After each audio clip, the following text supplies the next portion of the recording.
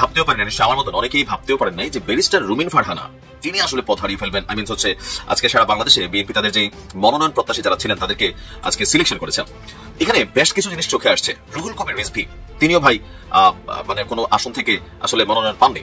পাশাপাশি ব্যারিস্টার রুমিন ফারহানা পায়নি, দুদু ভাই পায়নি। ফজু পাগলা ছাড়া কি বাংলাদেশে কিশোরগঞ্জে আর কোন নেতা ছিল না? বিএনপির কি নেতার এত আকাল পড়ে গেছে এরকম একজন বিতর্কিত ব্যক্তিকে ডেকে এনে নমিনেশন দিতে হলো? রুমিন ফারহানা বাদ গেলেও কোন লাইন দিয়ে, কোন খুঁটির জোর দিয়ে ফজলুর রহমান ঢুকে পড়লো? ফখরুল ইসলাম আলমগীর। তবে এই প্রাথমিক তালিকায় নাম দেখা যায়নি আলোচনায় থাকা বিএনপির কেন্দ্রীয় নির্বাহী কমিটির সহ আন্তর্জাতিক বিষয়ক সম্পাদক ব্যারিস্টার রুমিন ফারহানা। যে বিএনপির নেতা কর্মীদের জন্য গত 15 বছর লড়াই করলাম, তারা আমাকে এখন ধাক্কা খেলা তো জেগে গেল। বিএনপির বিরুদ্ধে কঠিন পদক্ষেপ নিতে পারেন প্রফেসর ডক্টর মোহাম্মদ ইউনূস এবং তার সরকার। হ্যাঁ, সেরকম আলামত আমরা দেখতে পাচ্ছি এবং কিছুদিনের মধ্যে বিএনপি টের পাবে যে ইউনূস কি জিনিস, সরকার কি জিনিস। 1991 সালে জামাত সমর্থন না দিলে বিএনপি আজ এই জায়গায় বুঝতে পারতেন না। একদিকে রাজনৈতিক অস্থিরতা আছে, আমাদের উপদেষ্টাগণ জরুরি মিটিং এ বসেছে। কি সিদ্ধান্ত আসছে? বিএনপি তার প্রার্থী চূড়ান্তের জন্য স্থায়ী কমিটির বৈঠকে বসেছে এবং স্বীকৃতি জানা যাবে কারা পাচ্ছেন 300 আসনে বা প্রার্থী হচ্ছে। একটু আশ্চর্যের বিষয় আমার কাছে লাগছে যে এটা আসলে কেন। তো আসুন দেখি আসলে কেন তারা পদ বঞ্চিত হলো। আবার ফজলুর রহমান সাহেব, বীর মুক্তিযোদ্ধা ফজলুর রহমান সাহেব, ওনাকে নিয়ে অনেক অ্যাক্টিভিটিস হয়েছে দল থেকে। এখনো তিনি সাময়িকভাবে তার পদ বহিষ্কৃত আছে, তারপরেও তাকে বিএনপি মূল্যায়ন করেছে। আমি এই জন্য ধন্যবাদ দেই, কারণ থাকে না তারা প্রথিতযশা বর্ষিয়ান রাজনীতিবিদ। এখন ব্যারিস্টার রুমিন ফারহানার ইস্যুটা এখানে সবচেয়ে বেশি আলোচিত, যে কেন তিনি আসলে দল থেকে ছিটকে পড়লেন। এটার মূল যে কারণটা সেটা হচ্ছে সাম্প্রতিক সময়ে বিভিন্ন টেলিভিশন টক শোতে তিনি বিভিন্ন বক্তব্য দিয়েছেন। এর মধ্যে একটা বক্তব্য দিয়েছিলেন, কোথাও না কোথাও বক্তব্যটা ঘুরে ফিরে হয়তো তারেক রহমানের উপরে গিয়ে পড়লো কিনা আমি জানি না, যে যারা বাংলাদেশ থেকে গিয়ে অন্য দেশের সিটিজেনশিপ নেন বা পরিবার সেখানে নিয়ে বসেন আর তাদের মধ্যে দেশপ্রেম আছে, এটা আসলে ভাই কোন রকমের বিশ্বাস করা যায় না। এই কথাটা ঘুরে ফিরে যেহেতু জনাব তারেক রহমান দীর্ঘদিন যাবৎ বাংলাদেশের বাইরে বসবাস করছেন, সম্ভবত এই কথাটা অথবা বিভিন্ন সময় সরকার পতনের পর বেশ কিছু কথাবার্তা বিএনপির রাজনীতিবিদরা বলেন। তো কারো কারো কাছে মনে হয় যে তারা কি আওয়ামী ঘেঁষা, আবার কেউ কেউ বলেন তারা তো উচিত কথাটা বলেন যেটা অন্যান্য নেতারা বলেন না। তো যেটা উচিত কথা হয় কিছু কিছু কথা আছে এখন আওয়ামী লীগের পক্ষে চলে যায়। সেই জায়গা থেকেও কি ব্যারিস্টার রুমিন ফারহানা তিনি আসলে ছিটকে গেলেন, অথবা সাম্প্রতিক সময়ে বিভিন্ন টেলিভিশন টক শোতে ওনার যে বক্তব্য টোটাল সবকিছু মিলিয়ে উনি কি ছিটকে গেলেন? এখন আমার ধারণা বা ফেসবুকে যারা বিশ্লেষক আছেন, সমালোচক আছেন, এক একজন এক এক দৃষ্টিভঙ্গি থেকে এটাকে বিচার বিশ্লেষণ করছেন যে কেন আসলে রুমিন ফারহানা ছিটকে পড়েছেন। এখন অনেকে বলছেন যে ভাই আওয়ামী লীগের সময় তো তিনি এমপি হয়েছিলেন। দেখেন আওয়ামী লীগের সময় মির্জা ফখরুল ইসলাম সাহেব এমপি হয়েছিল, যদিও তিনি সেখানে যান নাই। আর তখন যারা সংসদে গিয়েছেন এটা বিএনপির সিদ্ধান্তের কারণেই কিন্তু সেখানে গিয়েছেন। আবার এই যে দুদু ভাই বাদ পড়ছেন বা রিজভী কবির সাহেব বাদ পড়ছেন, বিএনপি আসলে এইবার এই ত্রয়োদশ জাতীয় সংসদ নির্বাচনে একটু তরুণদের, মানে তরুণ বলতে যাদের ধরেন 40 থেকে 60-এর কোঠায় যাদের বয়সটা আছে তাদেরকে কিন্তু আসলে সিলেকশন করার জন্য ট্রাই করেছেন, যে তরুণ নির্ভর একটা দল, নবীন প্রবীণ মিলিয়ে ঝিলিয়ে। আবার কিছু কিছু জায়গায় এখনো তারা প্রার্থী ঘোষণা করে নাই। এই যে প্রার্থী ঘোষণা করে নাই এর মাঝখানে ভিপিনুর যে আসন থেকে লড়াই করবেন, মান্না ভাই যেখান থেকে করবেন, সাকি যেখান থেকে করবেন, এরকম অনেকে আছেন। তাদের বেলায় বিএনপি হয়তো যে জোটের অংশ হিসাবে, যদিও এখনো প্রকাশ্যে সবাই জোটে আছে কিনা আমরা জানি না, কিন্তু কিছু কিছু জায়গায় যখন বিএনপি প্রার্থী দেয়নি, তো লোকমুখে যতটুকু আমরা বুঝতে পারতেছি যে আগামী দিনে জোটবদ্ধ হিসাবে থাকে না ব্যক্তি ক্যারেক্টার, দুই একটা সিট দিবে, যেমন গণ অধিকার পরিষদ থেকে হতে পারে সেটা ভিপিনুর, রাশেদ, এরকম 2-4 জন যারা আছেন তাদেরকে হয়তো ছাড় দিবেন। সেই কারণে বাকি আসনগুলোতে আপনার এখনো প্রার্থী দেওয়া হয়নি। তবে ইতিমধ্যে বিএনপির এই মনোনয়নকে ঘিরে সারা বাংলাদেশের বিভিন্ন জায়গায় বিক্ষোভ হচ্ছে। আমাদের ঢাকা, কুমিল্লা, চট্টগ্রাম মহাসড়কে সেখানে আমরা দেখছি যে রাস্তার টায়ার জ্বালিয়ে আপনার আগুন জ্বালিয়ে প্রতিবাদ করা হচ্ছে। আবার অনেক জায়গায় বড় ধরনের চমক আসছে, লাইক কুমিল্লা 6 আমরা সবাই ধরে নিয়েছিলাম যে এটা ইয়াসিন ভাই পাবে, কিন্তু সেখানে ইয়াসিন ভাই পাইল না। পরবর্তী সময় পাবলিক পারসেপশন ছিল সাক্ষ্য ভাই পাবে, কিন্তু এখানে পেলেন মনিরুল হক চৌধুরী সাহেব। কুমিল্লার রাজনীতিতে পুরনো খেলোয়াড় কিন্তু তিনি, তবে মাঠে ময়দানে এতটা উপস্থিতি আমি জানি না, যে বা প্রচারণার জায়গায় তিনি হয়তো একটু পিছিয়ে ছিলেন। তো সবকিছু মিলিয়ে আপনার কাছে কি মনে হচ্ছে যে বিএনপির এই যে যাদেরকে সিলেকশন করা হয়েছে তারা এই মুহূর্তে জামাতের বিপরীতে গিয়ে অথবা দলীয় যে বিভাজনটা তৈরি হয়ে গেল সেখান থেকে বের হয়ে কতটুকু পজিটিভ সাপোর্ট ক্রিয়েট করতে পারবে দলের জন্য? সময় বলে দিবে। আর ব্যারিস্টার রুমিন ফারহানা তারা কি করবেন? 37টি আসনে আগামী ত্রয়োদশ জাতীয় সংসদ নির্বাচনের প্রার্থিতা ঘোষণা করেছে, তালিকা প্রস্তুত করেছে। এই প্রার্থিতা ঘোষণার মধ্য দিয়ে জনমনে, রাজনৈতিক বিশ্লেষকদের কাছে এবং রাষ্ট্রচিন্তকদের কাছে, রাজনৈতিক দলদের কাছে মিশ্র প্রতিক্রিয়া লক্ষ্য করা যাচ্ছে। মিশ্র প্রতিক্রিয়া দিয়েছে ইতিমধ্যে এনসিপি, এনসিপির নাসিরউদ্দিন পাটোয়ারি, তিনি অলরেডি ইতিমধ্যে তিনি বলেছেন যে বিএনপি তাদের যে প্রার্থিতা ঘোষণা করেছে 237টি আসনে, এখানে অধিকাংশই গডফাদারদের তারা মনোনয়ন দিয়েছে। বিএনপি তাদের প্রার্থী তালিকা প্রকাশের মাধ্যমে জাতিকে হতাশ করেছে, আমরাও হতাশ হয়েছি। এখানে উল্লেখ্য, জামাত ইসলাম কিন্তু এই কাজটি আরো 3 মাস আগে কমপ্লিট করে ফেলেছে। তারা তাদের 200টি আসনে একেবারে নিজেদের প্রার্থী তালিকা ফাইনাল করে ফেলেছে এবং 100টি আসনেও সেটাও ফাইনাল করে ফেলেছে, কিন্তু সেখানে নাম ঘোষণা করা হয় নাই। যদি কারোর সাথে জোট হয় তাহলে জোটের শরিকদের জন্য জামাত ইসলাম 100টি আসন কিন্তু ছেড়ে রেখেছে। আর বিএনপি 237টি আসনে ঘোষণা করেছে, মাত্র 67টি আসন তারা ফাঁকা রেখেছে তাদের জোট প্রার্থীদের জন্য। মজার ব্যাপার হচ্ছে, এই যে প্রার্থী তালিকা চূড়ান্ত করেছে, যদিও বলা হচ্ছে এটি প্রাথমিক তালিকা, তারপরেও বলা চলে, ধরে নেওয়া যায় যেটি তাদের চূড়ান্ত প্রার্থী তালিকা। এই চূড়ান্ত প্রার্থী তালিকায় যে সমস্ত ব্যক্তিদের 2-1জনের নাম না বললেই নয়, যাদের নাম এসেছে এবং যারা বাদ পড়েছে তাদের 2-1জন সম্পর্কে একটু কথা বলা দরকার। অন্য কারোর ক্ষেত্রে আমাদের আপত্তি নেই, বিএনপি যাদের নামের তালিকা প্রকাশ করেছে তাদের প্রত্যেকের প্রতি আমাদের শুভকামনা থাকলো, একজন বাদে। একজনের প্রতি আমরা শুভকামনা জানাতে পারি না, কারণ তিনি জুলাই গণঅভ্যুত্থানের প্রকাশ্য বিরোধিতা করেছেন। জুলাই গণঅভ্যুত্থানের তিনি গাদ্দার, জুলাই গণঅভ্যুত্থানকে তিনি খাটো করার জন্য এমন কোনো কথা নাই, এমন কোনো বক্তব্য নাই যা তিনি দেন নাই। জুলাই যোদ্ধাদেরকে তিনি টুকাই, রংবাজ, চাঁদাবাজ, রাস্তার ছেলে ইত্যাদি ইত্যাদি উপাধিতে ভূষিত করেছে। তিনি জুলাইকে কালো শক্তির একটি ক্রিয়া বলে আখ্যায়িত করেছিলেন। সেই কিশোরগঞ্জ 4 আসনের যাকে আমরা পাগলা বলে, এক নামে যাকে পাগল আখ্যায়িত করা হয়েছে, সেই ফজু পাগলা, এই ফজু পাগলাকে বিএনপি তাদের প্রার্থিতার নাম ঘোষণা করেছে। এই ব্যাপারে বিএনপির অন্য প্রার্থীর ক্ষেত্রে আমাদের কোনো কথা নাই, এই প্রার্থীর ক্ষেত্রে আমরা যার পর নাই হতাশ হয়েছি। বাংলাদেশের মানুষের নিন্দার মুখে, তাদের সমালোচনার মুখে বিএনপি কিন্তু আজ থেকে 2-3 মাস আগে এই ফজু পাগলার প্রার্থিতা, এই ফজু পাগলার সমস্ত সদস্য পদ 3 মাসের জন্য তিনি স্থগিত করেছিলেন। তিনি এমন কিছু বক্তব্য দিয়েছেন, তিনি বক্তব্যে বলেছেন যে তারেক রহমানও আমার আগে ফোন দিয়ে সরাসরি আমার কাছে ফোন দেওয়ার সাহস পায় না, আমার মিসেসকে ফোন দিয়ে আগে আবার মিজাজ মর্জি যাই না লয়, তারপরে আমাকে ফোন দেয়। সেই ফজু পাগলাকে, সেই ফজলুর রহমানকে বিএনপি কিশোরগঞ্জ থেকে নমিনেশন দিয়েছে, তার ধানের শীষের টিকিট দিয়েছে। ফজু পাগলা ছাড়া কি বাংলাদেশে কিশোরগঞ্জে আর কোনো নেতা ছিল না? বিএনপির কি নেতার এত আকাল পড়ে গেছে এরকম একজন বিতর্কিত ব্যক্তিকে ডেকে এনে নমিনেশন দিতে হলো? অন্য কারো ক্ষেত্রে কোনো কথা নেই, ফজলুর রহমানকে নমিনেশন দেবার কারণে বিএনপিকে আমরা নিন্দা জানিয়ে রাখলাম, প্রতিবাদ জানিয়ে রাখলাম। এই জাতীয় লোককে নমিনেশন দিয়ে বিএনপি ভালো কাজ করে নাই, এই কাজটা তাদের সঠিক হয় নাই, এটি তাদের ওয়াইজ ডিসিশন হয় নাই। রুমিন ফারহানা এবং ফজলুর রহমান দুজন কিন্তু একই সূত্রে গাথা, তবে দুজন একই লাইনে হাঁটছিল, একই হাসিনার গুণগান, শেখ মুজিবের বন্দনা, ফ্যাসিবাদের বন্দনা। রুমিন ফারহানা বাদ গেলেও কোন লাইন দিয়ে, কোন খুঁটির জোর দিয়ে ফজলুর রহমান ঢুকে পড়লো আমাদের মাথার ভিতরে ঢুকলো না, আমাদের মাথায় বুঝে আসলো না। এর ভিতরে বিএনপির কিছু হেভিওয়েট প্রার্থী তারা বাদ পড়েছে।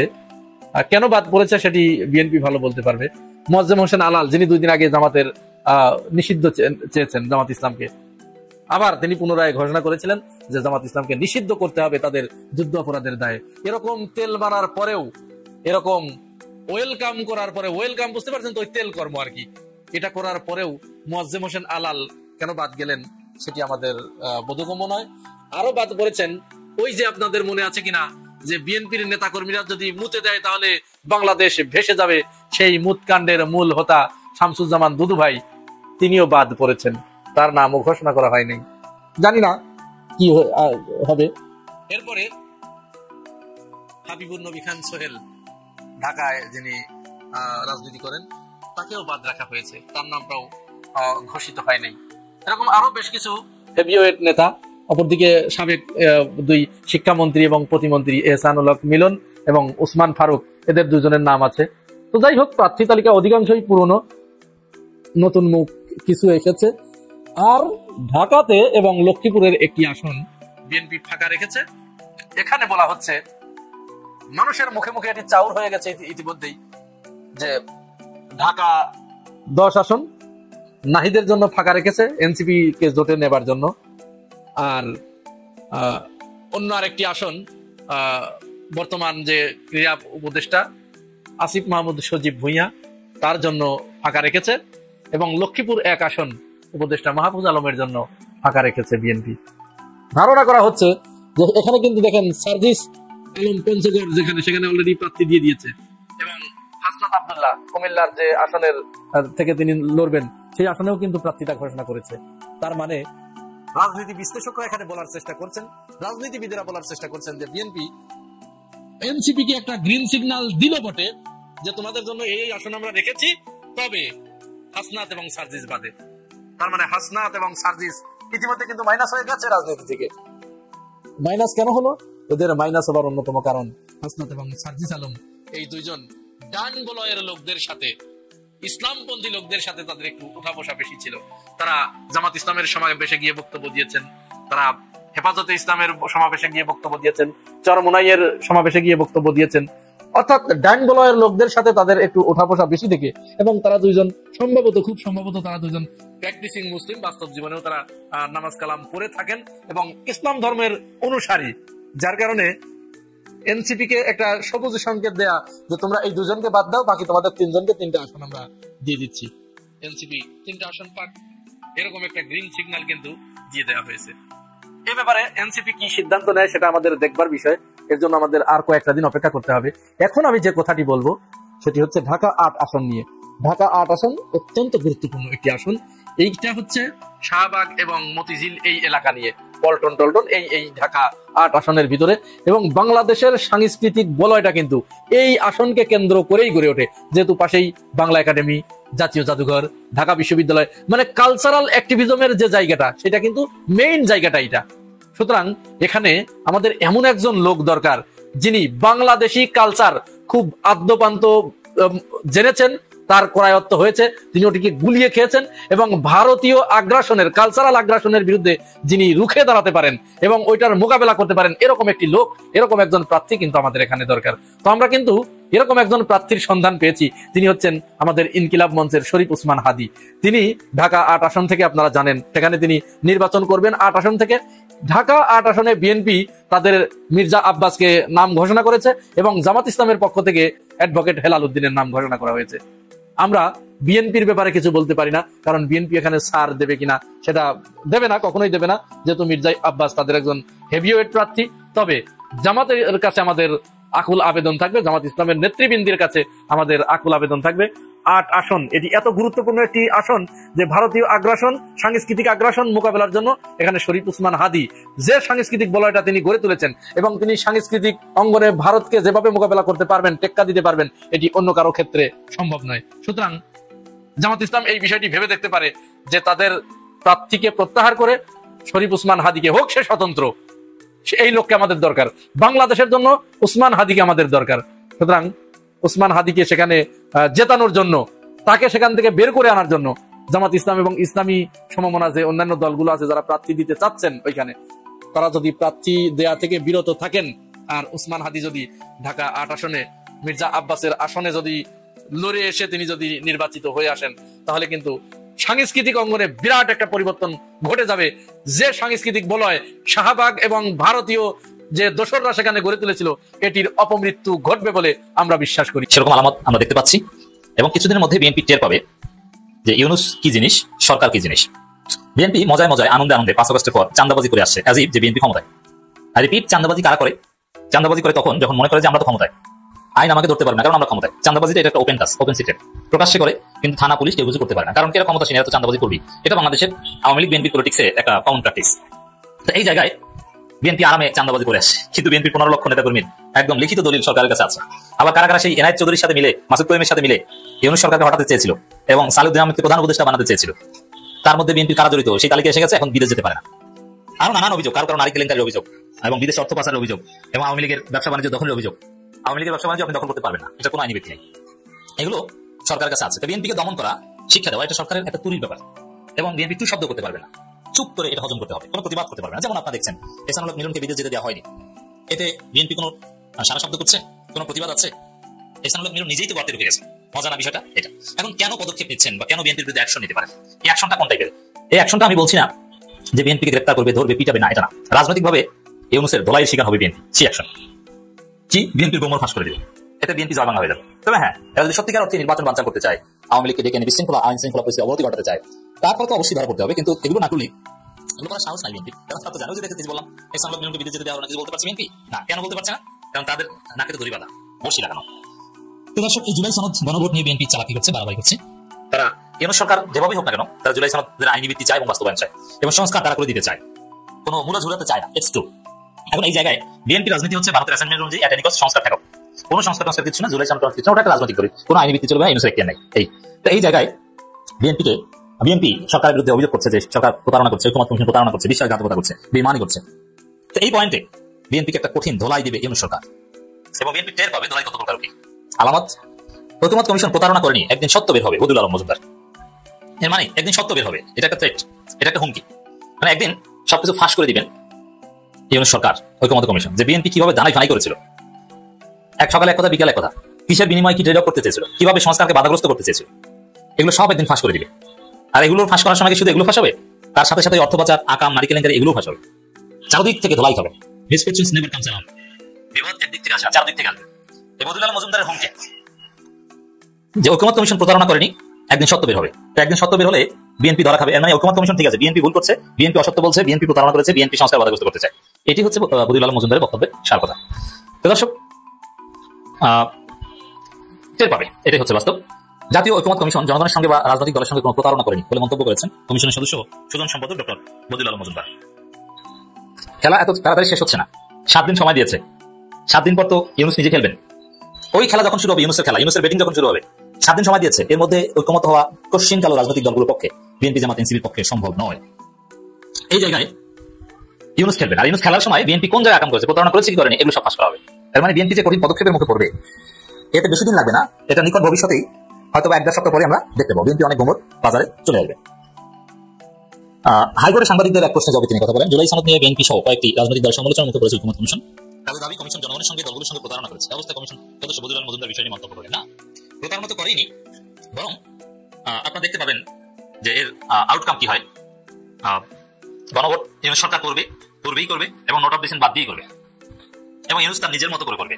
এই জন্য বিএনপিকে যতটুকু হাত পা বাধা, ততটুকু হাত পা আগিয়ে বেঁধেছে, কারণ সাইন তো করেছে বিএনপি। আর বাকি হাত পা বাধা এইসব থ্রেড দিয়ে বদিউল আলম মজুমদার করছেন।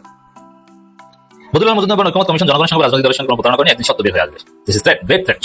অন্তর্বর্তী সরকার ঘোষণা অনুযায়ী আগামী ফেব্রুয়ারি প্রথমার্ধে জাতীয় সংসদে ভোট হবে। এই সংক্রান্ত প্রশ্ন তিনি বলেন ফেব্রুয়ারিতে নির্বাচন হতে হবে, এর কোনো বিকল্প নেই। এবং এই জায়গাটা ফেব্রুয়ারিতে নির্বাচনের যে বিষয়টা, হ্যাঁ করতে পারলে এটা ডেফিনেটলি ইউনূস সরকারের অ্যাচিভমেন্ট হবে এবং নাম কাগজে নির্বাচন করে যাবে তা না। নির্বাচন আগে সংস্কার নিশ্চিত করা, গণভোট, জুলাই সনদের আইনি ভিত্তি, এগুলোও করে যাবে, এগুলো ছাড়া করবে তা না। তবে নির্বাচন যদি বানচাল হয়, সেটা সম্পূর্ণ বিএনপির জন্য এবং এর দায় বিএনপিকে নিতে হবে। এবং ফেব্রুয়ারিতে যদি নির্বাচন না হয়, তাহলে আপনার নিঃসন্দেহে দেখবেন যে বিএনপি অনেক নেতাকে কারাগারে যাওয়া লাগতে পারে, কারণ নির্বাচন বানচাল ষড়যন্ত্র নানান কারণেই হবে না এবং এই জন্য বিএনপি নেতারা অনেকে ধরা পড়বে। সান নাই, এটা অনেক করেছে, আমরা জানি।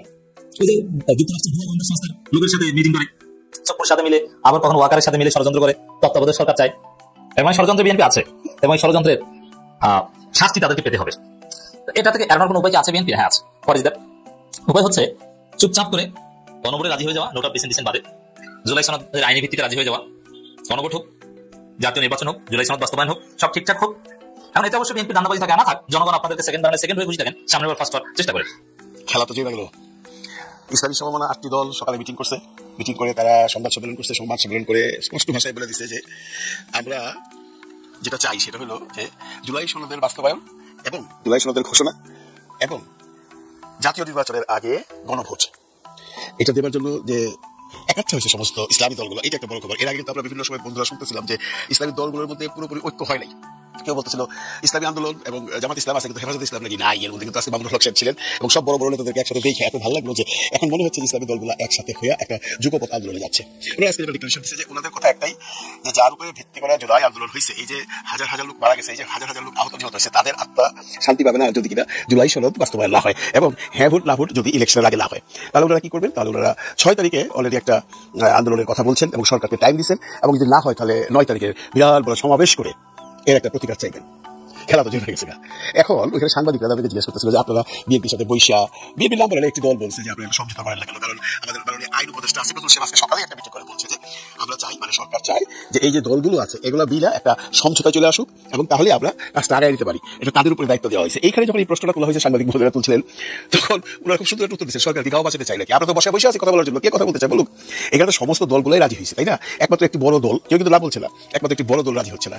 সে রাজি হলে কিন্তু গণভোটটা হয়ে যায়। গণভোটটা আগে হইতে হবে। ইলেকশনের দিন গণভোট হইতে পারবে না, কারণ ইলেকশনের দিন মানুষ আসলে যাবে ভোট দেওয়ার জন্য। এই কথাগুলো কিন্তু ওনারা আজকে এই মিটিং এ বলছেন যে মানুষ যাবে, কেউ ধানের শেষে ভোট দিতে যাবে, কেউ শাপলাগুড়িতে ভোট দিতে যাবে, কেউ দাঁড়িপাল্লায় ভোট দিতে যাবে, কেউ হাত পাকায় ভোট দিতে যাবে। তখন কি তাদের মাথায় এগুলো থাকবে নাকি ভাই যে আরেকটা আছে গণভোট, হেনা ভোট? এইগুলা যে কথা বলছে ওনারা, এগুলোর মধ্যে যুক্তি আছে যে ইলেকশনের দিন এটা কেমন করে হয়। এবং এখানে জানেন আপনারা যে ইলেকশনের দিন এবং ইলেকশনের আগে এইটাই হলো মূল সমস্যা। এখন এই সমস্যার সমাধানের একমাত্র রাস্তা হলো প্রধান উপদেষ্টা চুপ বসে আছেন, উনি দেখতেছেন কে কি কয়, কে কোন দিকে যাইতেছে। এই যে আজকে যে নাড়াটা দিছে, এই নাড়াটার পরে কিন্তু খেলা একদম পুরাপুরি মাঠে লাইমা গেছে দুই দল। এখন দেখা যাক কি হয়। আমরা আসলে জনগণ কোনো কিছু বুঝতেই পারতেছে না যে প্রধান উপদেষ্টা, মাননীয় প্রধান উপদেষ্টা ইউনূস স্যার কি করবেন, ইউনূস স্যার কবে দিবেন।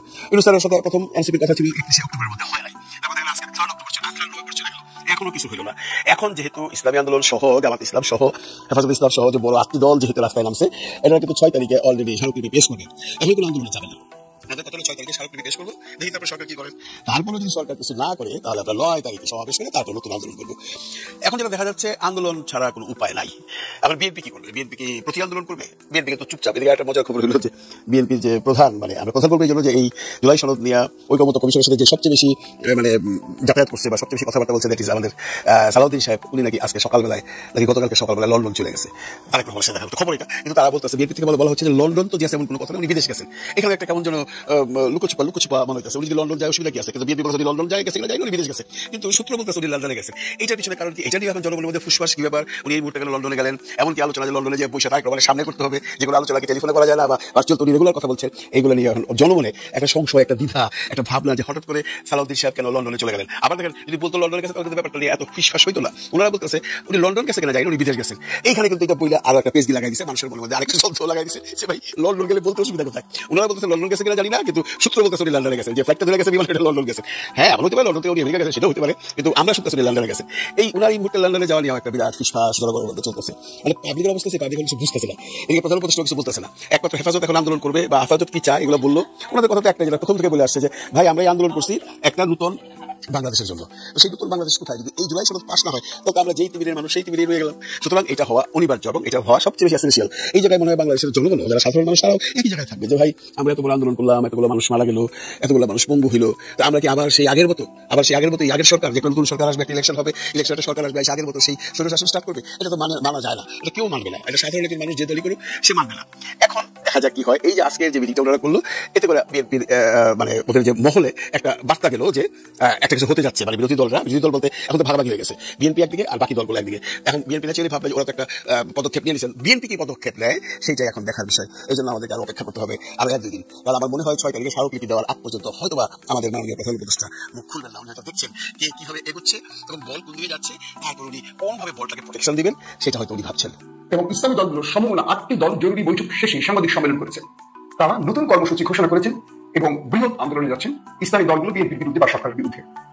পাশাপাশি ঢাকা বিশ্ববিদ্যালয়ের জনপ্রিয় শিক্ষিকা মোনামি ম্যাডামকে নিয়ে সাদিক কায়েমকে সংযুক্ত করে সোশ্যাল মিডিয়াতে যে অশ্লীল ছবিগুলো বেরিয়েছে এর সত্যতা কতটুকু, কে চলছে, রাজনীতিকে উলঙ্গ করে কারা লাভবান হচ্ছে, চলুন এই বিষয়গুলো নিয়ে আজকে বিস্তারিত আলোচনা করব। দর্শক, প্রথম যে বিষয়টি নিয়ে আমি আলোচনা করতে চাই সেটি হলো বাংলাদেশের, যেটাকে আমরা প্রাচ্যের অক্সফোর্ড বলি, জানি না এটার অক্সফোর্ডের কোনো অবস্থা আছে কিনা। পৃথিবীর বিখ্যাত কয়েক হাজার বিশ্ববিদ্যালয় তালিকার মধ্যে ঢাকা বিশ্ববিদ্যালয় পাওয়া যায় না। এই বিশ্ববিদ্যালয়টাকে ধ্বংস করে দিয়েছিল পূর্বের সরকার, রাজনৈতিক বা টর্চার সেল বা দলীয় একটা কার্যালয় বানিয়ে ফেলেছিল আওয়ামী লীগ। অবশেষে 5 তারিখে শেখ হাসিনা বিদায় নেওয়ার পর বাংলাদেশ স্বাধীন হওয়ার পর ঢাকা বিশ্ববিদ্যালয়ের প্রথম ছাত্র সংসদ নির্বাচন হয়। সে নির্বাচনে ভূমিদর্শ বিজয়তার শিবির। এরপর টার্গেটে আসে আমাদের শিবির মোনামি ম্যাডাম। ঢাকা বিশ্ববিদ্যালয়ের এই ম্যাডাম খুব আলোচিত হয়েছিলেন বিশ্ববিদ্যালয়ের একজন ছেলে শিবিরের মহিউদ্দিনকে নিয়ে ইনস্টাগ্রাম দিয়ে। এরপর ডাকসু নির্বাচনে ছাত্রদলের প্যানেল যখন হেরে যাচ্ছিল তখন এই মোনামি ম্যাডামের সাথে আমরা দেখেছিলাম ছাত্রদলের কিছু উঁচু বাক্য বিনিময় হয়েছে। কার্যত এই ম্যাডামের সাথে কথা বলে যেটুকু বুঝেছি তিনি কোনো রাজনৈতিক প্ল্যাটফর্মের লোক নন, কিন্তু তিনি খুব স্টেট কার্ড, তিনি অনেস্ট এবং সত্যবাদী একজন শিক্ষিকা। তার কাছে দল নয়, বিশ্ববিদ্যালয় বা শিক্ষার্থীদের সবচেয়ে বেশি গুরুত্ব পাওয়ার একটা অবস্থা রয়েছে। অর্থাৎ তিনি শিক্ষার্থীদের শিক্ষার পরিবেশকে এবং বিশ্ববিদ্যালয়কে সর্বাধিক গুরুত্ব দেন। বিশ্ববিদ্যালয়ের সাদিক কায়েমদের বিজয় বাকি যে দলগুলো রয়েছে তাদের পরাজয় তারা মেনে নিতে পারেনি। তাই বিভিন্ন সময় তারা সোশ্যাল মিডিয়াতে সাদিক বা শিবিরকে নিয়ে বিভিন্ন রকম তথ্য প্রচার করছে। রাজনৈতিক প্ল্যাটফর্মে এই বিষয়গুলো খুবই স্বাভাবিক। আমরা যে রাজনীতিটা করতে চাই সেই রাজনীতিটা যদি এমন হয় যে এখান থেকে গঠনমূলক কিছু শেখা যাবে, সেটা হলো রাজনীতি।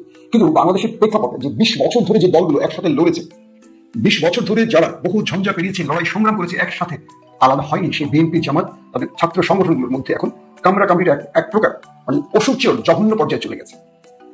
আমি আমার এই ভিডিওতে কয়েকটা বিষয় উল্লেখ করবো, খেয়াল করবেন। আমি বরাবরই কথাটা বলি যে আমি একটা দলকে পছন্দ করতে পারি, সে দলটাকে ঘৃণা করার অধিকার আমার আছে, কারণ এই দলটাকে আমি আমার মাথা বিক্রি করে ভালোবাসি না। এই দলটার মধ্যে ভালো কিছু দেখেছি বলে ভালোবেসেছি, কিন্তু খারাপ কিছু দেখলে ঘৃণা করবো না এমনটি না। লন্ডনের কোন একটি বিশেষ ডকুমেন্টেশনের কাজে জনাব তারেক রহমান বিএনপির ভারপ্রাপ্ত চেয়ারপারসন, তাকে যখন প্রেজেন্টেশন দিচ্ছিলাম তিনি আমাকে বললেন যে মাসুদ, এটা কোনো ডকুমেন্ট আছে তোমার কাছে? আমি বললাম যে ভাই আমার কাছে নেই। তাহলে পাঠটা বাদ দাও। আমি বললাম ভাই এটা ইতিহাসের পাতায় আছে, কিন্তু ডকুমেন্টেশন আমার কাছে নেই। তখন তিনি আমাকে একটা কথা বলেছিলেন যে তুমি 1000টা সত্যের মধ্যে যদি একটা মিথ্যা বা অস্পষ্ট সত্য দাও, যেটা স্পষ্ট কোনো সত্য ডকুমেন্ট তোমার কাছে নেই, মনে রাখবে তোমার 1000টা সত্য একটা মিথ্যা বা একটা অস্পষ্ট সত্যের কারণে হারিয়ে যাবে। আমি দুজন ব্যক্তির কথা খুব মনোযোগ দিয়ে আমি আমার ভিতরে আত্মস্থ করেছিলাম। একজন জনাব তারেক রহমান, কারণ একটা লম্বা সময় তার ভালোবাসা বা তার স্নেহ পেয়েছি, তার হাতে অনেক কিছু শিখেছি। আরেকজন ব্যক্তি ডক্টর জাকির নায়েক, তার প্রথম আমার সরাসরি দেখার সুযোগ হয়েছিল। তো আজকে যে বিএনপিটাকে দেখছি তারেক রহমানের বিএনপি না, কেন যেন মনে হচ্ছে এটা পাড়াগায় ওই যে ঝগড়াতে আছে না, বস্তির ঝগড়া করা কিছু দল, মানে কারণ অকারণে সকাল বিকাল ঝগড়া করে বাংলাদেশের রাজনীতিটা এইরকম পর্যায়ে চলে গেছে। ম্যাডাম ঢাকা বিশ্ববিদ্যালয়ের একজন সম্মানিত শিক্ষিকা, তার বিরুদ্ধে আপনার কোনো অভিযোগ থাকতেই পারে, সেই অভিযোগে বক্তব্য আসতেই পারে। সাদিক কায়েমকে নিয়ে সোশ্যাল মিডিয়াতে যে ছবিগুলো ভাইরাল হয়েছে, ফ্যাক্ট চেকিং এর দিয়ে দেখা গেছে সবগুলো এআই দিয়ে বানানো পিকচার, একটু সত্যতা। একদিকে সাদিক কায়েমের চরিত্র হওয়ার সঙ্গে মায়ের মতো একটা শিক্ষককে জড়ানো হলো। যারা এই ছবিগুলো ভাইরাল করেছে, আমি আপনাদেরকে একটা সতর্ক বার্তা দিই। শেখ হাসিনা বেগম খালেদা জিয়াকে নিয়ে যথেষ্ট নোংরা ভাষায় প্রয়োগ করতেন, কিন্তু জিয়া পরিবারের একজন সদস্য কখনো শেখ পরিবারকে নিয়ে একটা অশ্লীল বাক্য ব্যবহার করেনি। জীবনে তারেক রহমান বেগম জিয়াকে শুনবেন না, শোনেননি, কখনো শোনেননি যে শেখ হাসিনার চারিত্রিক বিষয় নিয়ে কখনো বক্তব্য রেখেছে, শেখ মুজিবের চারিত্রিক কোনো ব্যাখ্যা তারা তুলে ধরেছেন। তাদেরকে সম্মান রেখে তারেক রহমান কথা বলেছেন। তিনি গোপালগঞ্জে গিয়েও শেখ মুজিবের কবর জিয়ারত করেছেন এই তারেক রহমান, যার উপর এত জুলুম নির্যাতন করেছিল আওয়ামী লীগ। তো সেই শেখ হাসিনা বেগম জিয়াকে তার চরিত্র নিয়ে যথেষ্ট নোংরা ভাষা ব্যবহার করেছিলেন। মানে বেগম খালেদা জিয়ার চরিত্রকে এত খারাপ ভাবে প্রকাশ্যে গণমাধ্যমে তুলে ধরেছে শেখ হাসিনা। তখন আমার বাবা একটা কথা বলেছিলেন টেলিভিশনে, যখন এই কথাটা শুনছিলেন তখন আমার বাবা বললেন যে যিনি খালেদা জিয়াকে নিয়ে এই বক্তব্য দিয়েছে, মনে রাখবে এই জাতির কাছে একদিন তারা কাপড় খুলে যাবে, এটা আল্লাহ প্রদত্ত হবে। আমার বাবা সে কথা মানে মাথার মধ্যে ঢুকেছে। 5 তারিখে শেখ হাসিনা পালিয়ে যাওয়ার পর গণভবন থেকে যা যা বের হয়ে আসছে আপনারা দেখেছেন না? মদের বোতল, কন্ডম থেকে শুরু করে এবং কি মানে মানুষের অন্তর্বাস থেকে শুরু করে সব বেরিয়ে আসছে। এগুলো সোশ্যাল মিডিয়ায় ভাইরাল হয়েছে। মানুষ যখন গণভবনে ঢুকেছে একে একে সব বেরিয়ে এসছে। খালেদা জিয়ার বাসা থেকে যখন তাকে উৎখাত করা হয় তখন ফেক ডিজিএফআই মদের বোতল বাজে বাজে জিনিস সেখানে দিয়ে এটাকে প্রমাণের চেষ্টা করেছে। পরবর্তী কর্নেল মুস্তাফি যে কথাগুলো স্বীকার করেছেন তখন তিনি ডিজিএফআই ছিলেন। আপনারা দেখেছেন যে এগুলো আওয়ামী সেনা সদস্যরা যারা ডিজিএফআই ছিলেন কিভাবে খালেদা জিয়ার বাসার মধ্যে বোতল আজে বাজে জিনিস দিয়ে ভিডিও করেছিল। এটা কিন্তু মানে আওয়ামী লীগেরই এই কর্নেল মুস্তাফিজ তিনি পরবর্তী গণমাধ্যমে জানিয়েছেন এটা ফেক ছিল, এটা সাজানো ছিল। জাতির কাছে স্পষ্ট হয়েছে। কিন্তু গণভবন থেকে যা বেরিয়ে আসে তার চেয়ে ভয়ঙ্কর বেশি কিছু বেরিয়ে আসে। প্রশ্ন হলো আল্লাহ কি প্রতিশোধ নিয়েছেন না? আজকে যারা এই অশ্লীল ফটোকার্ড বানাচ্ছেন, এআই দিয়ে ফেক গ্রাফিক্স করে ছবি বানাচ্ছেন, এনিমেটেড বা বিভিন্ন ভাবে কি বলবো নিজেরা মেক করে ছবি ভাইরাল করছেন, আপনাদের প্রত্যেকের ঘরে মা, বোন আর নিজের সন্তান আছে, মেয়ে সন্তান আছে। আমি লিখে রেখেছি, আজ কাগজে লিখে রাখেন যারা আমার ভিডিও দেখছেন। আজ হোক 10 বছর পরে হোক আপনার মা, বোন, আপনার কন্যা, আপনার স্ত্রী কেউ না কেউ এভাবে কাপড় খুলবে, আল্লাহ লিখে রাখবেন হবে। কুষ্টিয়াতে বিশ্ববিদ্যালয়ের 2 ছেলে মহসিন এবং আল মামুন, তাদেরকে প্রকাশ্যে পিটিয়ে মারা হয়েছিল শিবিরের অপরাধে। এরকম একটা ঘটনা আমি আপনাকে বলি। মহসিন এবং আল মামুন, মেবি নামটা আমার জন্মস্থান বলা হয় কিন্তু কুষ্টিয়াতে, সেই হিসেবে বলছি। এটা সমস্ত খবরপত্রের খবর এসেছিল, সেখান থেকে এটা পড়েছি, মনে আছে। যে ছেলেরা এই 2 ছেলেকে মেরেছিল তাদের মধ্যে 3 জন থেকে 4 জন পরবর্তী অপঘাতে মারা গেছে। একজন গাড়ি থেকে পড়ে মারা গেছে, একজন প্রতিপক্ষের হাতে জবাই হয়ে মারা গেছে। প্রতিশোধ কিন্তু আল্লাহ নেয়। আপনারা বুঝছেন না হয়তো, আপনারা হয়তো তাৎক্ষণিক রাজনৈতিকভাবে গেইন করার জন্য খুব আনন্দ পান যে উনি আমার বিপক্ষের লোক, ওনাকে আমি কাপড় খুলে দিই। কাপড় খুলে দিয়ে আপনি খুব মজা পাচ্ছেন। কালকে আপনার নিজের মেয়েটার কোনো একটা খারাপ ভিডিও লিক হতে পারে, কারণ আপনার মেয়েটা তো কলেজ বিশ্ববিদ্যালয়ে যাবে। আল্লাহ প্রদত্ত ভাবে আল্লাহ আপনি যেমন অন্যের বিষয় তার গোপনীয়তা প্রকাশ করেছেন, এটা গোপনীয়তা না, আপনি মিথ্যা বানিয়েছেন। এখন কথাগুলো কেমন লাগছে আপনার কাছে বলেন? যারাই কাজগুলো করছেন তাদেরকে বলছি, আজকে আমি শতাধিক ফ্রেন্ডকে আনফ্রেন্ড করেছি, এটা প্রক্রিয়া, কিন্তু যারাই মনোনী ম্যাডামকে নিয়ে এই খারাপ ছবি ব্যবহার করবেন তাদেরকে আমি আনফ্রেন্ড করা শুরু করেছি। সে যে দলেরই হোক চোখ বন্ধ করি, কারণ এই অশ্লীল ছবি দেখার জন্য ফেসবুকে বসি না। রাষ্ট্র নিয়ে অনেক ভাবার কিছু আছে, রাষ্ট্রকে নিয়ে আমাদের অনেক কিছু করার আছে, সেগুলো নিয়ে আমরা না ভেবে আমরা আছি অন্যকে এইভাবে উন্নত করতে।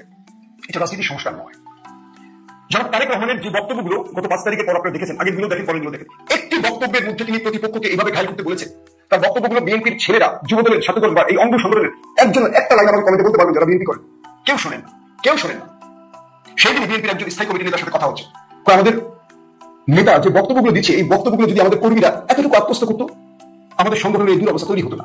সবাই আছে পোস্ট পজিশন, চাঁদাবাজি, টেন্ডারবাজি, টেম্পুলিং, এই যে সেটা, এগুলো নিয়ে ব্যস্ত। দল ক্ষমতা আসলে কি হবে তো বুঝি, দল ক্ষমতা আসলে পাওয়ার বাদে লুটপাট করবে, তাই তো? আপনি কি দলকে গঠনমূলক ভাবে কোথাও মানে প্রেজেন্ট করার চিন্তা করছেন? দলটাকে আওয়ামী লীগ বানাতে চাইছেন? আওয়ামী লীগের পরিণতি কি দেখছেন? আমার বক্তব্য যদি হাদি আমিন আপনি শুনেন, আপনি আমার প্রিয় মানুষ, দলটার মধ্যে একটা গুণগত পরিবর্তন আনবে। এই কাপড় খোলা রাজনীতি আরো ভয়ঙ্কর দিকে নিয়ে যাবে।